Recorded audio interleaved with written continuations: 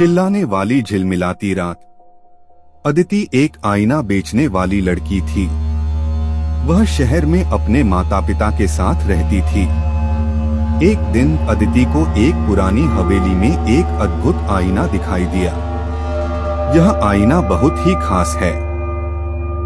इसमें कोई अद्भुत ताकत है, दुकानदार ने कहा।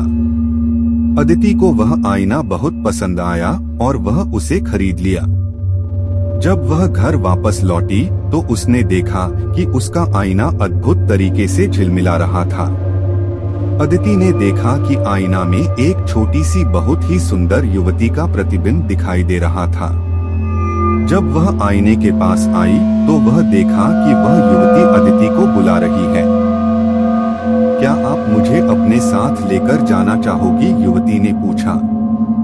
हाँ, अदिति ने जवाब दिया। अचानक अदिति और वह युवती दूसरे कमरे में पहुंच गए, जहां एक विशाल आईना था। वहां पर उन्होंने एक अद्भुत तस्वीर देखी, जिसमें वह युवती और एक व्यक्ति एक सुंदर वादी में थे। अदिति ने पूछा, क्या यह वादी हमारे शहर में है? नहीं, युवती ने जवाब दिया, यह वादी दुनिया के अंदर है। अदिति को यह अद्भुत लगा कि वह वादी कहीं दूर है और वह वहां जाने का इरादा बना लिया। अगले दिन वह और उसकी युवती दोस्त लक्ष्मी ने एक यात्रा शुरू की। वह अपनी यात्रा के बारे में अदिति को बताती गई और अदिति ने भी उसका साथ दिया। जब वह वादी में पहुंचे तो वह अदिति को अपने साथ अंदर ले गई। अदिति ने देखा कि वह वादी बहुत ही सुंदर था और वहां पर अनेक सुंदर पक्षियां थीं। वहां पर एक नदी भी बह रही थी, जिसका पानी बहुत ही सुंदर था।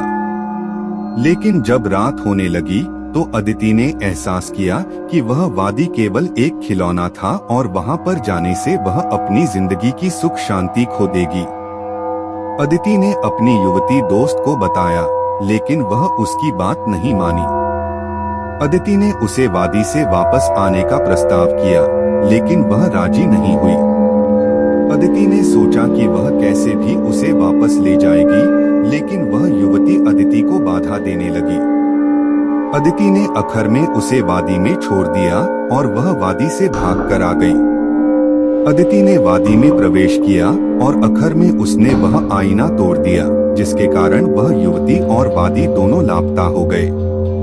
अब जब कभी भी कोई उस आईना को टच करता है तो वह आवाज सुनाई देती है, मेरी मदद करो।